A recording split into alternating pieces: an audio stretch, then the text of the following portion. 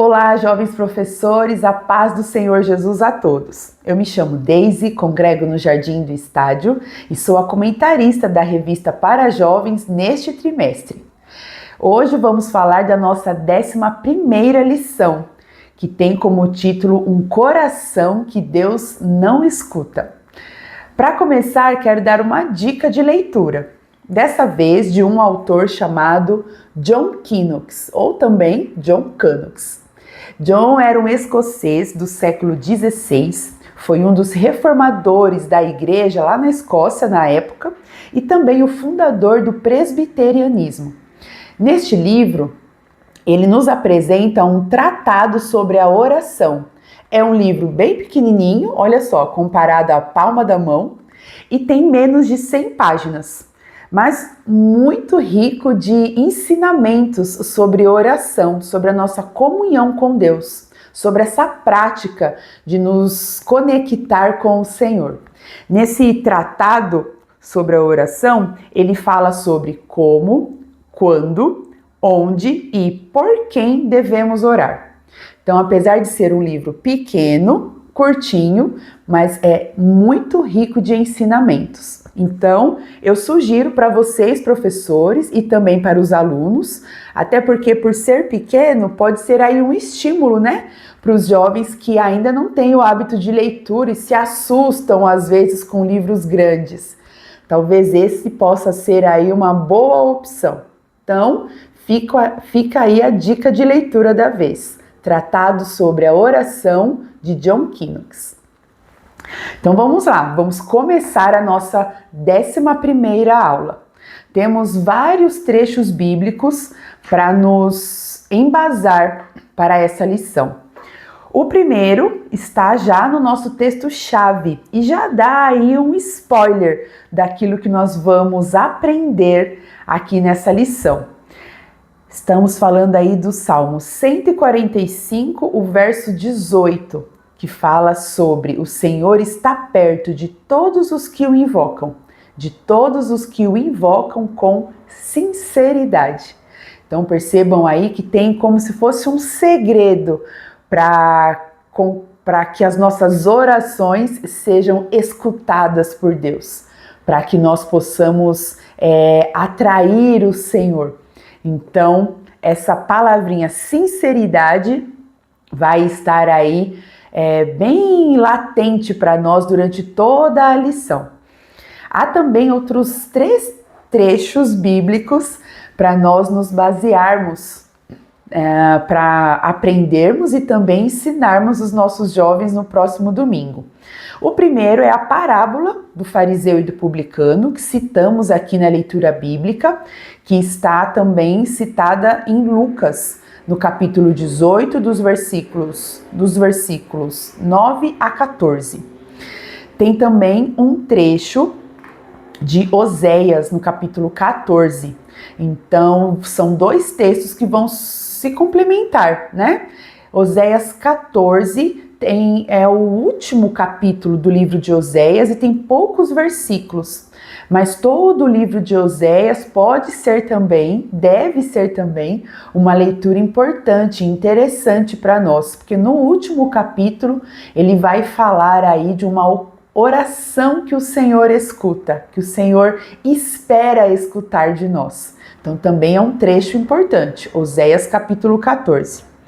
Há um outro trecho, na verdade nós citamos aqui um único versículo, que está no tópico primeiro, Isaías capítulo 58. Citamos aqui o versículo 5, mas há outros versículos nesse capítulo que podem aí ser citados por vocês ao longo da lição. Então eu sugiro que sim, façam a leitura do capítulo todo, capítulo 58 de Isaías, porque ele complementa também os princípios que vamos aprender aqui nessa lição. Então temos aí alguns trechos, né, de leitura para essa semana. Lucas, capítulo 18, a parábola do fariseu e do publicano, Oséias, capítulo 14 e Isaías 58. Vamos começar então. vamos falar aí da parábola do fariseu e do publicano. E nós vamos analisarmos essa parábola separando, né? No primeiro tópico, nós vamos falar do fariseu, né? Nós vamos analisar o comportamento do fariseu. Porque a parábola do fariseu e do publicano, aparentemente fala só de oração. Mas, quando nós paramos para estudar detalhadamente, com mais profundidade, nós vamos entender que a parábola do fariseu e do publicano fala principalmente de coração. Então, antes de nos preocuparmos com as palavras certas das nossas orações, nós precisamos entender e sondar as motivações dos nossos corações, né? Por isso nós fizemos aqui um jogo de letras e palavras aqui no título, né? Colocamos aí o C entre parênteses e depois a palavra oração, porque antes de ser oração, o Senhor está de olho no nosso coração. E é disso que nós vamos falar. Então, a parábola do fariseu e do publicano é muito mais sobre os corações do fariseu e do publicano do que das suas práticas de oração. Então, o primeiro tópico vai falar sobre hipocrisia. A hipocrisia não é permitida. E aí, então, estamos nos baseando no comportamento do fariseu na parábola. Então, falamos aí sobre o fariseu, né? No primeiro tópico, em que estamos falando sobre hipocrisia. O comportamento do fariseu mostra para nós um comportamento hipócrita. E aí a gente destrinchou esse comportamento aqui no tópico, né? Então, destrinchamos aí o comportamento do fariseu, que está citado aí entre os versículos 10 e 12, né, de Lucas 18. Então, entre o 10 e o 12, trata aqui do comportamento do fariseu. E nós destrinchamos, vamos dizer assim, esse comportamento do fariseu no primeiro tópico, para nos mostrar, nos elucidar do que se trata a hipocrisia, não é mesmo? Então, precisamos entender como a hipocrisia se expressa, inclusive para que isso seja também um alerta para nós, né? Para que seja aí também um motivador do nosso autoexame. Então vamos lá, vamos ver esse comportamento do fariseu e o quanto ele caracteriza a hipocrisia. Primeiro, o fariseu tinha sua atenção direcionada a si mesmo. Então percebam que a sua oração, no fundo, não era direcionada a Deus. A sua oração era um autoelogio, né? É uma mensagem de autoafirmação. Então eram palavras direcionadas muito mais para o ego dele. Então era uma oração cuja atenção estava direcionada a si mesmo. Temos aí também um outro comportamento que é o fato dele se basear na sua suposta capacidade de ser santo. Ele se achava capaz de ser santo, né? Correto, reto, íntegro e irrepreensível, né? A ponto de exibir suas competências espirituais na sua oração. Diante do Santo dos Santos, ele se atreveu a se apresentar como irrepreensível. Então, ele se achava, né? Então, esse comportamento é uma característica também de um espírito hipócrita, não é? E nós vamos entender melhor no decorrer da lição. Há um outro comportamento também que caracteriza essa hipocrisia, que é o fato dele se achar superior aos outros. Então percebam que ele se compara, né, com os outros homens e se coloca como superior a eles. Então ele também se compara num status melhor, né? Se se acha, mais uma vez aí, superior aos outros. E isso motiva o último comportamento, que é o comportamento de julgar os outros, né? Então ele julga. Então aquele que se acha superior aos outros, em paralelo, ele também se torna capaz de julgar os outros. E quando julga os outros, ele está subestimando, e aí ele também está se colocando como juiz, né? Então a hipocrisia também aí está misturada com a soberba, com a arrogância, né? Então, além de tudo, ao se comparar com os outros e se achar superior aos demais, ele também se coloca num papel de juiz, capaz de sondar os corações e dar às pessoas rótulos. Olhem só como é perigoso esse comportamento, não é mesmo? Por último, ele também se vangloria de dar check, né, na sua lista de afazeres. Então ele está o tempo todo preocupado com regras, com afazeres, com a sua capacidade de cumprir, né, com procedimentos. Então ele cumpre com tudo isso, e aí isso faz com que ele também se vanglorie, né, como uma suposta motivação de sacrifício, né, quando ele fala ali de dízimos e ofertas. Parece um sacrifício, né? Maquiado de sacrifício, na verdade é um comportamento orgulhoso. E tudo isso, todas essas atitudes caracterizam um coração hipócrita. E o que é a hipocrisia? Colocamos aqui na lição. É um hábito que se baseia na demonstração de uma virtude ou de um sentimento inexistente. Aqui é o momento em que nós usamos o texto de Isaías, capítulo 58. Porque o capítulo 58 de Isaías, o Senhor está proclamando, na verdade, convocando o profeta para clamar em alta voz, né? Levantar a voz como uma trombeta. E aí o Senhor usa essas palavras aqui, usa o profeta Isaías para confrontar o povo, que nós vamos ver no início do capítulo 58, que eles cumpriam com as regras, né? Eles cumpriam com as regras religiosas, né? Os afazeres, toda a rotina religiosa era cumprida pelo povo de Deus. Então no versículo 2, por exemplo, o Senhor confronta eles dizendo: olha, pois dia a dia vocês me procuram. Tem prazer em saber os meus caminhos, como um povo que pratica a justiça, né? E não deixe os mandamentos do seu Deus. E aí no 3 ele pergunta, né? Mas vocês dizem: por que jejuamos nós e tu não atentas para isso? Olha só, o povo pergunta para Deus, né? Mas estamos jejuando, por que o Senhor não dá atenção para os nossos jejuns?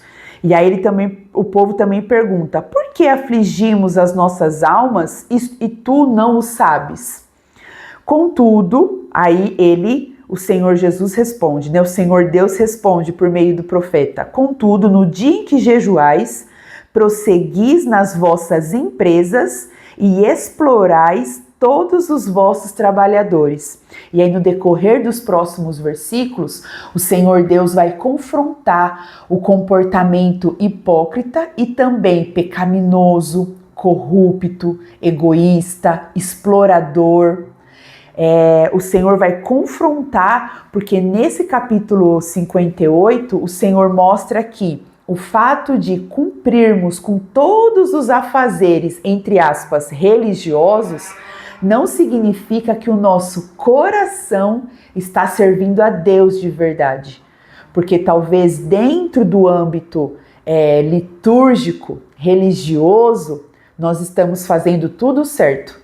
Mas na vida cotidiana, muitas vezes nós estamos acostumados a comportamentos contrários à palavra de Deus. Então, o Senhor está falando aqui, por exemplo, no versículo 3, a respeito daqueles que são patrões, daqueles que são líderes, né? Daqueles que têm trabalhadores, aqueles que exploram os seus funcionários. Então, o Senhor confronta, olha, de que me adianta o jejum de vocês se quando vocês voltam para o trabalho, vocês exploram as pessoas que trabalham para vocês? Olha só, o Senhor Deus confrontando a hipocrisia, né? Estamos muitas vezes aparentemente cumprindo, né, com toda a ritualística dos nossos cultos, né? Participamos dos cultos, damos aula na escola bíblica dominical, levantamos a mão na hora do louvor, damos as nossas ofertas, os nossos dízimos, não é assim? Participamos do culto de Santa Ceia, mas e depois? Lá no nosso trabalho, na nossa escola, na nossa faculdade, em meio à nossa família, cercado dos nossos amigos. Como é a nossa conduta? Como é o nosso comportamento? Então é disso que o Senhor está falando em Isaías 58. E aí no versículo, a partir do versículo 6, né, que nós citamos aí o versículo 5, no 6 ele fala, não é este o jejum que escolhi? Que soltes as ligaduras da impiedade, que desates as cordas do jugo, que deixes livres os quebrantados. É disso que o Senhor está falando, né? De que me adianta o nosso jejum de comida, se na hora que nós precisamos ser solidários, caridosos, generosos, justos, verdadeiros, nós descumprirmos tudo isso? De nada adianta. E aí no versículo 9, o Senhor vai falar, olha, se vocês, na verdade, fizerem o que é certo, aí ele fala no 9, então clamarás e o Senhor te responderá. Então o Senhor está falando aqui de um coração que ele escuta. Que oração o Senhor escuta? É a oração movida de um coração convertido ao Senhor. Não é a oração movida pelo ritual do culto, pela liturgia, né, dos nossos cultos. Não, é uma oração que é motivada por um coração que quer servir a Deus de verdade, dentro e fora da igreja. Então ele fala no 9, o Senhor, então clamarás e o Senhor te responderá, gritarás e ele dirá, aqui estou. Então a gente linka com o Salmo 145:18. Perto está o Senhor, de todos que o invocam em sinceridade. Aqui em Isaías ele fala, ó, se você gritar, eu vou prontamente te responder dizendo, aqui estou. E aí ele fala, se tirares do meio de ti o jugo, o estender do dedo, ou seja, o comportamento de julgar o outro, né? E o falar iniquamente, palavras torpes, palavras de mentira, e se abrires a tua alma ao faminto e fartares a alma aflita, aqui o Senhor está falando o quê? De solidariedade, generosidade. Então a tua luz nascerá nas trevas e a tua escuridão será como o meio-dia. O Senhor, nos capítulos 58, já estava ensinando, né, o povo sobre uma oração que ele escuta, um coração que o Senhor, para o qual o Senhor se atenta. Então o Senhor Jesus, na parábola do fariseu e do publicano, está nos ensinando também esse princípio que lá por meio do profeta Isaías, Deus já havia falado, já havia ensinado. A hipocrisia, né, a nossa capacidade de cumprir com regras e fazer, né, tipo, por fazer, não é suficiente se o nosso coração não estiver convertido ao Senhor. Porque se o nosso coração não estiver convertido ao Senhor, tudo de bom, entre aspas, que nós fizermos será apenas temporário, fútil e hipócrita. E aí nós já chegamos no segundo tópico. Por quê? Porque não é performance, não é o nosso desempenho, né? O fariseu, ele se garantiu na sua performance, no seu desempenho de ser santo, de ser filho de Deus, de ser um escolhido de Deus. Ele achou que o bom desempenho dele garantia, né, a atenção do Senhor, os ouvidos inclinados de Deus em direção a ele. Mas não, nós vamos entender agora com outro personagem, que é o publicano, o cobrador de impostos. Vamos entender com esse personagem qual é a oração que o Senhor, para a qual o Senhor se atenta. Então não é sobre desempenho, não é sobre performance, é sobre sinceridade. E esse é o nosso segundo tópico da lição. Temos então o publicano que se humilhava, né? Na parábola ele se humilhava e sequer erguia os olhos para orar. Por quê? Porque ele sabia que era um pecador. Ele não via nele qualquer capacidade ou um menor desempenho para que pudesse atrair a atenção de Deus. Ele simplesmente clamava a misericórdia do Senhor. E aí nós chegamos aqui a também aquele segredo, né, que nós falamos do Salmo 145:18. O Senhor está perto de todos os que o invocam com sinceridade. Mas por quê, né? Porque se o fariseu também falava do que ele fazia e tudo mais. No que consiste essa sinceridade, né? Então, o que é essa sinceridade? Essa sinceridade é um critério indispensável para invocar o Senhor, mas principalmente é aí a questão de uma atitude honesta diante do Senhor. Nós colocamos aqui a etimologia da palavra sinceridade. Sinceridade deriva da expressão sincera, que significa algo puro, né? Sem mistura. Então, a sinceridade é a nossa capacidade de ser transparentes com Deus. Diante do Senhor, não há em nós qualquer capacidade para nos maquiar diante de Deus. E aí nós colocamos uma frase de Tim Keller, em que ele diz que devemos ser implacáveis em nossa sinceridade com respeito às nossas falhas e fraquezas, fazendo tudo o que estiver ao nosso alcance para evitar a irrealidade de vestirmos a nossa melhor máscara. Então, muitas vezes, a hipocrisia é essa máscara que nós vestimos e tentamos enganar, né, as pessoas e nós mesmos. Mas o Senhor não se engana com as nossas máscaras. O Senhor não se engana com a nossa hipocrisia, com essa ideia fantasiosa que nós temos de nós mesmos, achando que nós somos bons, justos, corretos, irrepreensíveis, cheios de virtude.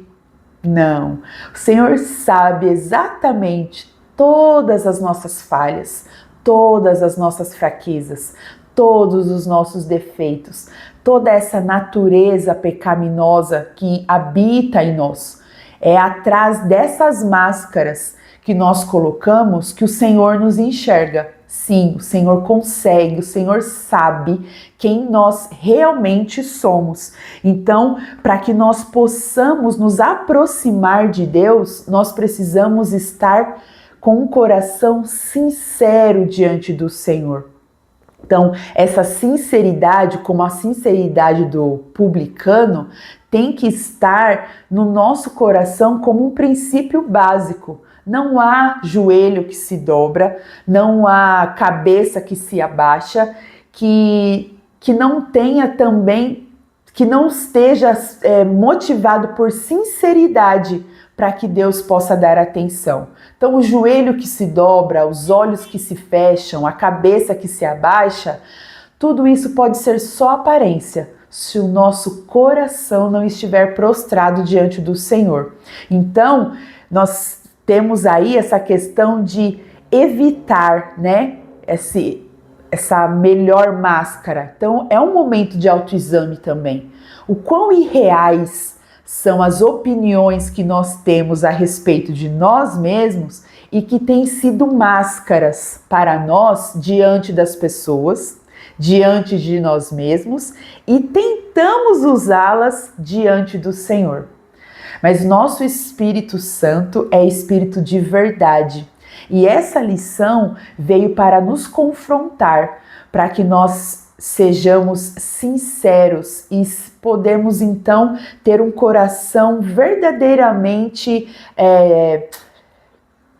prostrados diante do Senhor, verdadeiramente conscientes das nossas falhas e das nossas dificuldades. Porque um outro ponto importante da sinceridade é a humildade. A sinceridade e a humildade andam de mãos dadas na prática da oração. Colocamos isso aqui, né? Porque somente um coração humilde é capaz de reconhecer com sinceridade a sua impotência. E aí colocamos mais uma linda frase, que eu também amei essa frase de Tim Keller, que diz que oração e impotência são coisas inseparáveis. Por quê? Porque somente quem é impotente de fato é capaz de orar de verdade. Apenas quando nós nos reconhecemos como impotentes, incapazes, dependentes da graça do nosso Senhor Jesus Cristo, somente neste momento as nossas orações são ouvidas por Deus, porque o Senhor está de olho em nós por trás das máscaras. Então, que seja essa lição aqui uma lição de autoexame, de confronto mesmo, para nós professores e depois para os nossos alunos no domingo pela manhã. Vai ser desconfortável, talvez, né? Vai ser bem confrontador, mas é necessário, porque o Senhor quer construir para nós um estilo de vida de oração e comunhão com o Senhor. E sem orarmos com sinceridade, o Senhor não estará perto de nós. Então, precisamos entender a importância da sinceridade. E aí nós chegamos ao terceiro tópico.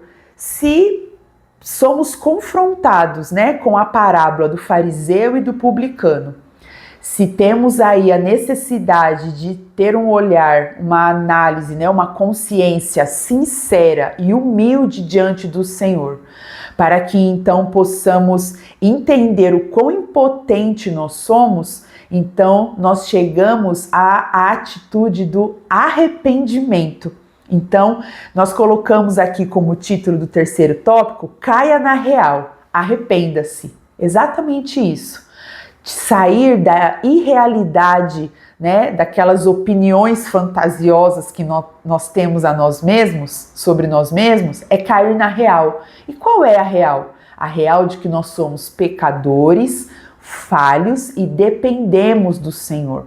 E o arrependimento é essa rota, né? Essa rota de dar meia volta, essa rota de nos converter de volta ao Senhor. E aí nós chegamos ao texto de Oséias, no capítulo 14, porque é um trecho em que nós vamos entender como funciona esse arrependimento, como nos arrependemos. O texto de Oséias capítulo 14 nos mostra aí talvez um passo a passo, né? Nós colocamos aqui na lição. Então, como é esse conselho? O Senhor, por meio de Oséias, dá um conselho para o povo de Israel, para que eles se voltassem ao Senhor, se arrependessem. Então, vamos destrinchar aqui principalmente os primeiros versículos do capítulo 14. A primeira coisa, né, a primeira atitude que nós precisamos ter para expressar arrependimento é reconhecer o nosso erro. Precisamos reconhecer o nosso erro. Deus disse para eles, olha, os seus pecados causaram a sua queda. Nós precisamos entender que a nossa queda não é uma responsabilidade dos outros, os nossos pecados não são responsabilidades do próprio Deus e muitas vezes nem mesmo do diabo. Nós vamos entender que o Senhor vai confrontar o povo dizendo que os pecados deles causaram a sua queda. E é assim conosco também. As nossas quedas são causadas pelos nossos próprios pecados, pelas nossas próprias concupiscências. Precisamos reconhecer isso. Ao invés de terceirizar essa responsabilidade pelos nossos erros, precisamos admiti-los, né? E reconhecê-los para nós mesmos e depois diante do Senhor.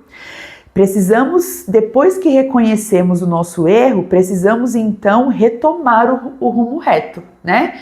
Precisamos retomar pelo caminho correto. Então a tarefa para eles é volta, né? O Senhor usa esse verbo em Oséias 14. Ele fala: volta para o seu Deus, ou seja, vocês estão num caminho errado.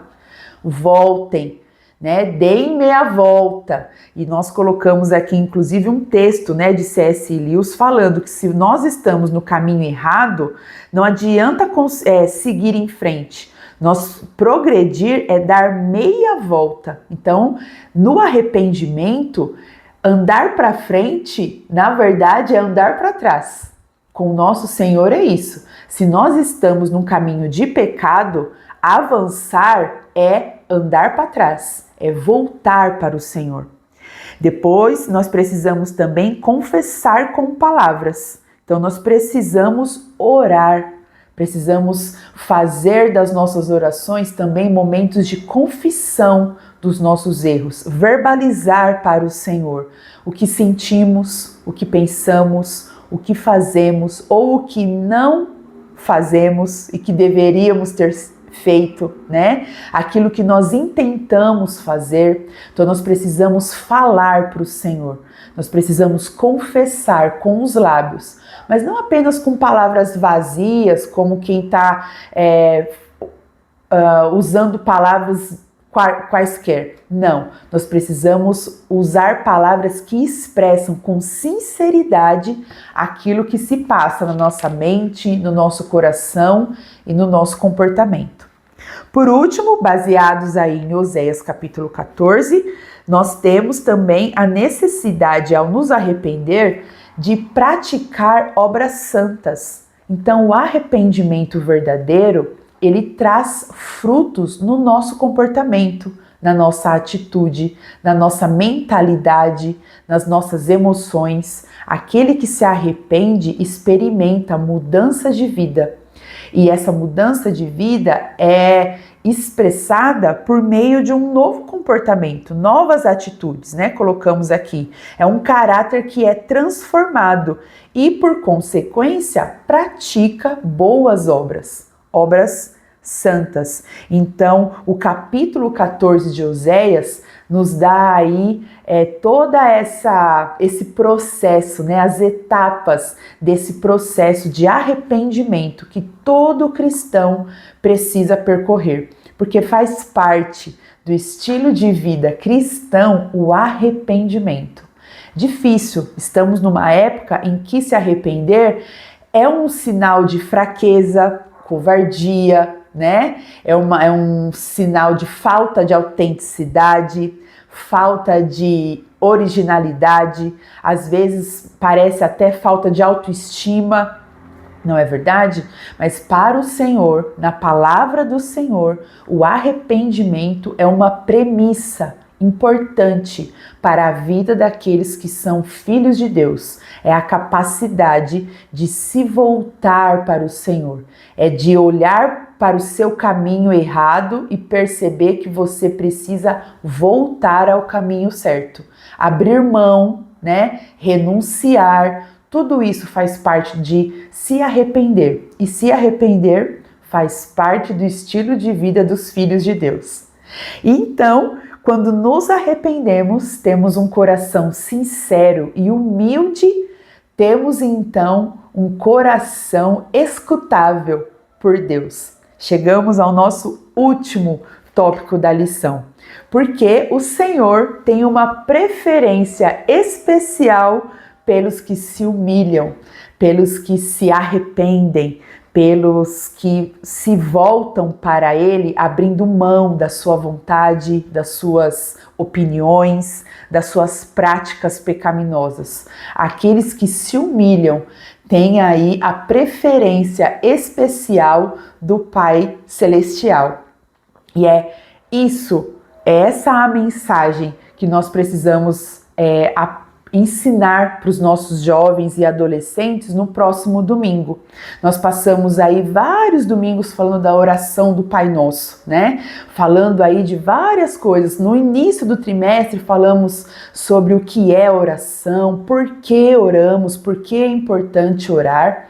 E aqui nós vamos aprender então uma oração que Deus não escuta. Por quê? Porque existe uma condicional. É claro que o Senhor escuta todas as orações, o Senhor é onisciente, mas em Isaías também, a palavra do Senhor, Isaías 59, a palavra do Senhor fala, olha, a mão do Senhor não está encolhida, os ouvidos do Senhor não estão enfermos, mas é o seu pecado que te afasta, né? Que separa.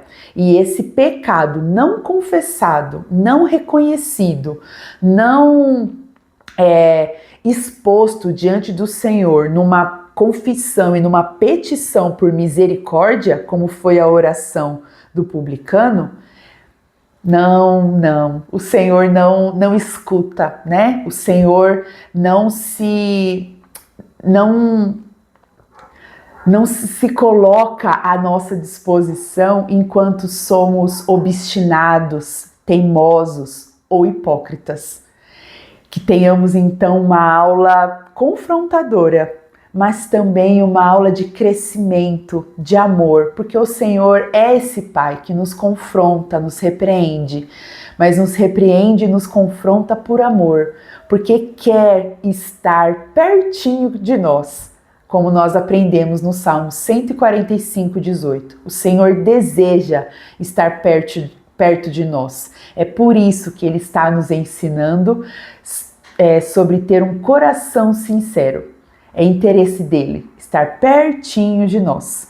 Então, que tenhamos uma aula, mais uma vez, rica da sabedoria do Senhor, que os nossos corações e a nossa mentalidade sejam sim confrontados pelo Senhor, mas principalmente também seremos transformados por Deus, porque a sua palavra tem esse poder para operar em nós.